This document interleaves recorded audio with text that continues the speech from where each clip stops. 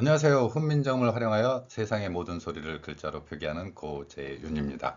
오늘 여러분들과 함께 나눠볼 대화는 제가 현장 강의에서는 대면 접촉이다 보니까 다양한 표현이나 속어 이런 표현도 사용하긴 합니다. 오늘은 현장 강의에서 주로 하는 표현들을 그 내용들을 가지고 여러분들과 함께 이야기를 나눠보도록 하겠습니다. 발음이 없는 일본어. 언뜻 들으면 어떻게 발음이 없는 언어가 있지라고 생각하겠지만 이 알파벳도 유심히 살펴보면 발음 기호 없이는 어를 표기하기 어렵습니다. 글자만 놓고 본다면 발음이 없는 게 맞죠. 자, 제 1화입니다. 공항 가는 버스 안에서 제가 너무 피곤해서 좀 졸았죠. 잠깐 졸았는데 깊은 잠이라고 생각할 수도 있을 것입니다. 그런데 누군가 제 어깨를 흔들면서 저한테 이런 표현을 합니다. 아저씨 전화 왔어요에 해당하는 내용인 것 같은데 제가 그 상황에서 어떻게 반응해야 될지 여러분들도 한번 상상해 보시기 바랍니다. 한국에 어학연수 왔던 일본인 아가씨였던 것 같아요. 그래서 일본인 분인데 그분이 이제 제가 잠이 들어가지고 전화벨을 울리는 걸 못 들으니까 저한테 이제 이렇게 흔들면서 깨웁니다. 상냥한 표정 있잖아요. 특유의 그 일본인들이 짓는 엄청 스스로 미안해하는 표정. 근데 고마운 일인데. 그래서 저를 깨워가지고 이렇게 이야기합니다. 자, 아저씨 전화 왔어요. 여러분들도 많이 알겠지만 발음이 없기 때문에 일본인들은 아저씨 이렇게 합니다. 그래서 아저씨, 뭐 여기까지는 저는 괜찮았어요. 근데 그 다음에 전화 왔어요를 당황스럽게 이렇게 발음을 합니다. 아저씨, 전화 왔어요. 가만히 있자. 수십 수백 가지의 생각, 졸다가 깼기 때문에 이제 당황스럽습니다. 너는 어디를 어떻게? 자, 그래서 발음이 없는 일본어에서는 이러한 발음처럼 발음이 다른 발음으로 표기가 되는 그리고 소리가 되는 경우를 볼 수 있죠. 자, 실제로 이제 발음이 없는 것이 어떠한 언어에서 영향을 끼치는지 한번 살펴보겠습니다. 우리말에서도 나온 표현 있죠. 이 MACHINE, 머신 발음이죠. 이렇게 하면 각각의 소리를 대응시켜서 훈민정음의 글자 표기를 나타내면 이렇게 되겠죠. 그래서 당연히 발음은 머신 이런 발음이 되겠고요. 그런데 앞에서 아저씨 전화 왔어요 이 표현에서처럼 발음이 없기 때문에 이제 발음을 합니다. 그래서 나온 표현이 일본어에서는 마싱 이런 표현이 되죠.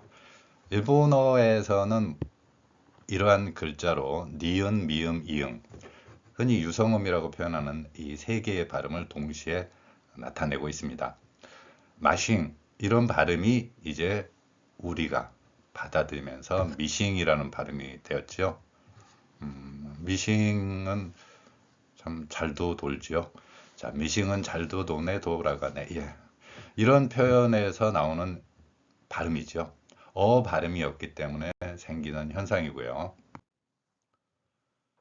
어, 일본어에서 나오는 그 표기를 훈민정음 표기로 바꿔보면 발음이 있는 이제 jump 이런 발음을 한번 가져와 봤습니다.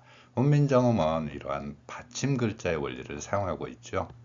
이렇게 위아래로 가로쓰기 되어 있는 소리를 훈민정음에서는 소리의 호흡입니다. 글자 하나에 한 번의 호흡이 이루어진다. 이 강력한 원칙 그리고 굉장히 과학적이죠. 이 표기로 발음을 하면 jump 이렇게 발음을 할 수 있다는 거죠. 이것이 바로 훈민정음 표기가 가진 힘입니다. 세계적인 빌런이 등장했죠. 에, 우리는 트럼프 이 발음을 한번 보도록 하겠습니다. 미국 대통령의 이름으로도 쓰이는 발음이고요. 발음 기호를 음소 그대로 옮겨보면 T는 티읕, R은 루 발음이 들어가지요. 그리고 어는 이렇게 표기하고 앞에서 제가 점 이 발음에서 표기했던 것처럼 받침에 두 개의 소리까지 표기할 수 있는 이러한 원리를 훈민정음은 담고 있습니다. 그래서 이것은 한 번의 소리 호흡을 할 수 있는 것이고요. 한 번의 소리 글자로 나타낼 수 있습니다. 따라서 훈민정음의 표기 원리를 그대로 적용해서 소리를 표기한다면 맨 오른쪽에 있는 글자처럼 트럼 이렇게 발음할 수 있는 거죠. 이번 상황을 일본어로 대응을 하면은 세 번의 호흡으로 발음이 됩니다. 물론 여기에 앞에서 제가 이야기한 일본어에서는 훈민정음이 가진 받침 표기 원리가 없기 때문에 옆에다 기록을 하지요. 그래서 도람프라는 발음이 나오는 것입니다. 어 발음이었기 때문에 아로 바꾸고요. 한 번의 소리 호흡으로 표기하는 이러한 한 번의 소리 호흡이 세 번 혹은 네 번의 소리 호흡으로 바뀌는 것이죠. 이러한 소리 표기 원리가 바로 훈민정음이 가진 힘이고 여러분들이 외국어나 외래어를 표기할 때 활용할 수 있는 방법이기도 하죠. 자, 또 다른 사례를 한번 가져와 봤습니다. driver라는 발음이 있는데요. 이 발음 같은 경우도 이렇게 자음을 동시에 연결할 수 있습니다. 그렇지만 이 발음에서 마찬가지로 어 발음이 있거든요. 자, 어 발음이 있죠. 그러면 일본인들 같은 경우는 이 발음을 어떻게 하느냐? 도라이바라고 하는 거죠. 도라이바 발음이 되는 것입니다. 실제로 우리가 그 택시 운전을 하는 분들을 뭐 드라이버라고도 하지만 일본인들 같은 경우는 도라이바처럼 되죠. 그리고 뭔가를 조이는 도구로서 이렇게 손으로 올려서 돌리는 도구 있죠. 그걸 도라이바 하는데 이 발음이 바로 그 발음이죠.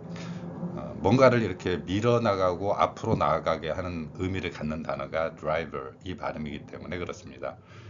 이러한 글자 표기 원리를 실제로는 일제강점기 초기까지만 하더라도 자음 두 개를 겹치는 글자 표기. 오늘날에는 이런 소리들이 전부 쌍기역이라든가 쌍디귿 이런 식으로 바뀌었죠. 서로 다른 자음 두 개를 표기할 수 있었고요. 이러한 표기 원리를 적용해서 driver처럼 발음 표기를 할 수 있다는 것입니다. 그리고 이러한 발음으로 표현할 수 있고요. 자, 이제 그 일본인 여성분에게 제가 고맙잖아요. 고맙기 때문에 공항에 내려서 저는 이제 그 커피 한 잔이라도 대접해야 되겠다 해서 요 관련되는 내용입니다. 커피 한 잔 대접하는 거 너무 자연스럽잖아요.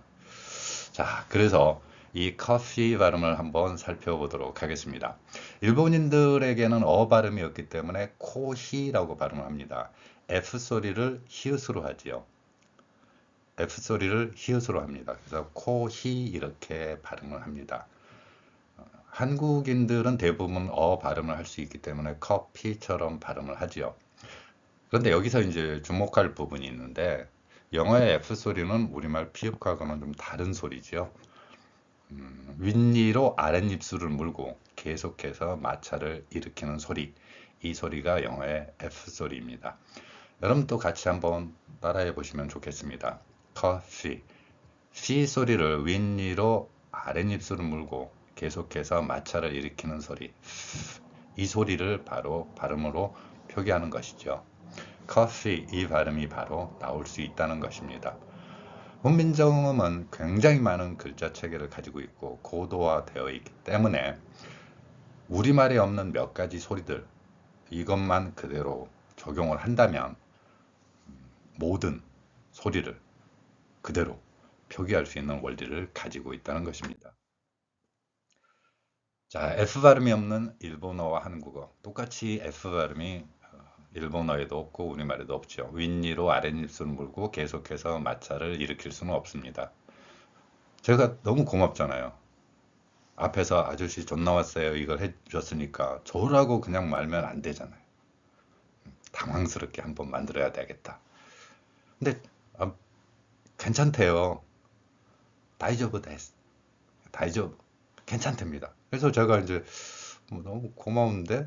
그래서 엉뚱한 소리 하지 말고 조용히 하고 제가 커피 한 잔 사드릴 테니까 따라오세요. 그래서 제가 발음을 해야 되겠죠. 쉬, follow me. 근데 일본인 여성한테는 너무 미안한. 빠르게 한번 발음해 보세요. 어, 제가 욕하는 줄 알고. She follow me. 예, 욕으로 알아듣는 분도 아마 있을 겁니다. 이처럼 우리말에 없는 소리들을 F를 피읍으로 하면서 제가 연결시켜서 커피 한 잔 사드리려고 공항에 1층에 있잖아요. 거기에 가서 이제 대접을 해드리기 위해서 한 발음입니다. 욕한 건 아니에요. 자, 그래서 이러한 비읍, 피읍, 쌍비읍, 그 다음에 F 소리.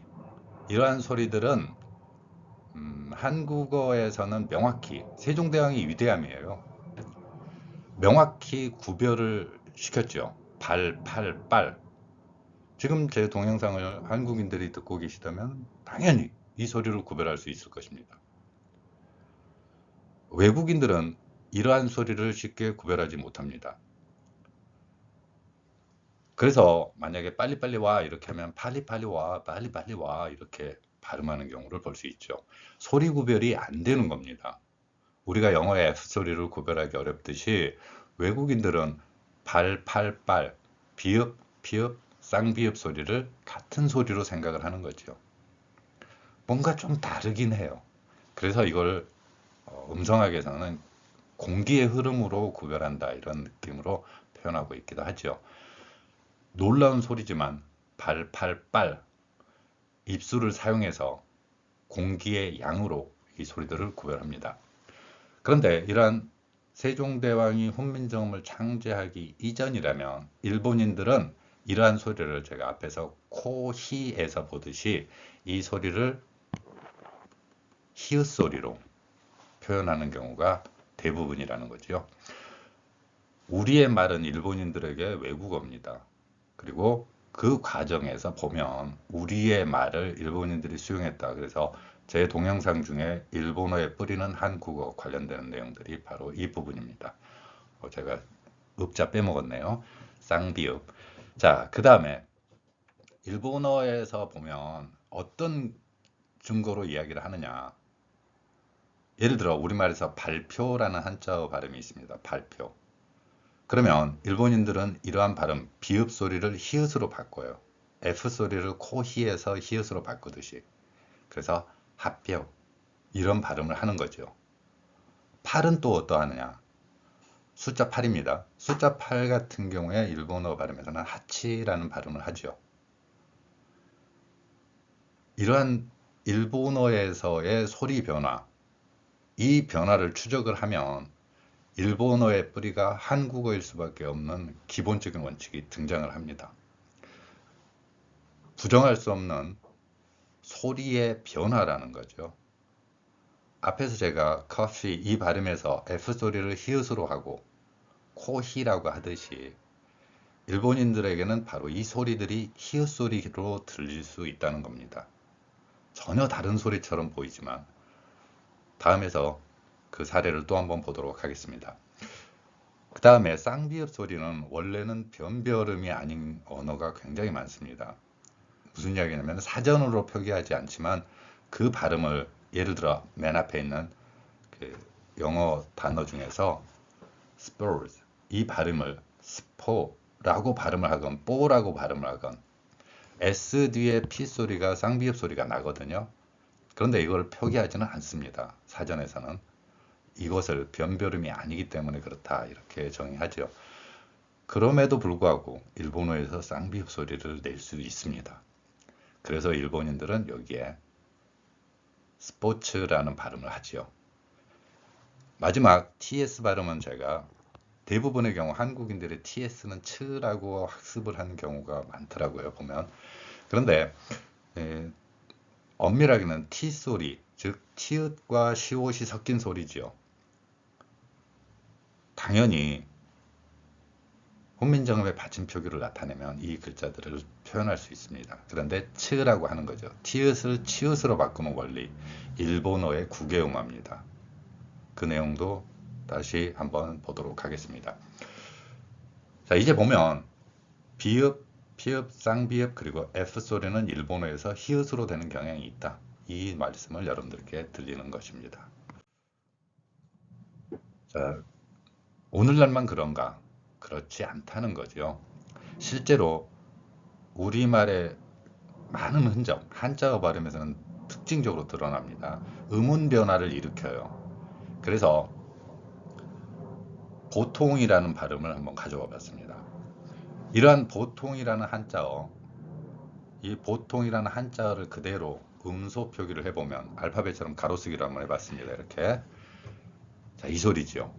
그런데 일본어에서는 비읍을 히읗으로 바꿉니다. 앞에서 말씀드린 그 내용이에요. 그 다음에 티읕을 국외음화를 일으킵니다. 디귿이나 티읕을 치읓으로 바꿔버리는 거예요. 그래서 영어에서 centimeter 이 발음 같은 경우에 센치 이렇게 발음을 하고 프랑스어의 에티켓 이 발음을 에치케토 이렇게 발음을 하고 러시아어의 푸틴이라는 이름 같은 경우도 푸친 이런 식으로 티읕을 치읓으로 바꿔버리는 이러한 원리 그리고 디귿을 지읒으로 바꾸는 일본어의 원리가 있습니다. 소리 표기의 다양성이 부족하기 때문에 생긴 현상이고요. 그러면 비읍을 히읗으로 티읕을 치읓으로 바꾸면 자, 이렇게 되겠죠. 이 소리들이 바뀌면서 후추, 받침, 이응, 통으로 되어 있는 이 소리는 일본인들의 경우는 우소리로 변경되는 경우가 흔합니다. 따라서 보통이라는 우리말과 후추라는 일본 발음을 보면 전혀 다른 소리처럼 보이지만 그 소리 변화의 원리를 찾아가면 음운 현상을 밝혀내면 그대로 일본어 발음이 되는 것이죠. 일본어 공부하시는 분들에게는 많은 도움이 될 것입니다. 일본어를 학습할 때 이러한 원리, 자, 비읍 소리가 히읗이 될 수도 있다. 피읍 소리가 히읗이 될 수도 있다. 이 마음으로 일본어를 보시면 일본어의 많은 한자음들이 그대로 눈으로 쏙쏙 들어오는 경험을 하실 것입니다. 앞에서 제가 그 원리는 적어놨고요. 비읍은 히읗, 티읕은 치읓, 그리고 받침 이응 같은 경우는 우소리로 표현하는 경우가 흔하게 나타난다. 이런 원리죠. 자, 제가 어떤 사람입니까? 한국의 위상을 널리 알리는 외교관의 역할을 해야 되지 않습니까? 단순히 커피만 사드릴 수는 없습니다. 곁들여 먹는 거 필요하지요? 뭘 사드려야 돼요? 커피에는 웨하스 뭐 이런 거 있잖아요. 그래서 제가 이제 그 웨하스 계열의 과자를 같이 대접을 했죠. 자, 웨하스 발음 한번 보도록 하겠습니다. 영어 발음을 보면 waiters 이 발음입니다. 저는 F 소리를 피읍 아래에 작은 동그라미를 친 글자로 표기했고요. 훈민정음의 글자 원리를 적용해서 waiters 이렇게 표기했습니다. 그런데 일본인들의 경우는 F 소리를 히읗으로 하고 어 소리가 없기 때문에 아로 하면 자, 나오겠죠? 어떤 발음이 나옵니까? 웨하스라는 발음이 나오는 거죠. 반도체에서는 어떻게 읽느냐? 웨이퍼라고 읽습니다. 현재 뉴스나 이런 데 보시면 삼성전자라든가 SK하이닉스 같은 그런 회사에서 반도체를 제조하는 공정이 있습니다. 그 공정 중에 하나가 이제 이 과자 웨하스의 공정처럼 위아래 기판을 놓고 만들어 나가는 과정이죠. 이 기판 만드는 과정을 바로 우리가 웨이퍼 공정이라고 하는데 이 두 개의 발음이 현재 우리말에서 사용되고 있죠. 하나는 일본어처럼 F를 히읗으로 하고 어 발음이 없기 때문에 아 발음으로 바꾸는 거죠. 제가 커피와 웨하스, 웨이퍼스를 대접했습니다. 그런데 우리가 생각하는 이러한 발음 표기 원리는 언제부터 일본인들의 방식으로 바뀌었는가? 우리의 외래어 표기법입니다.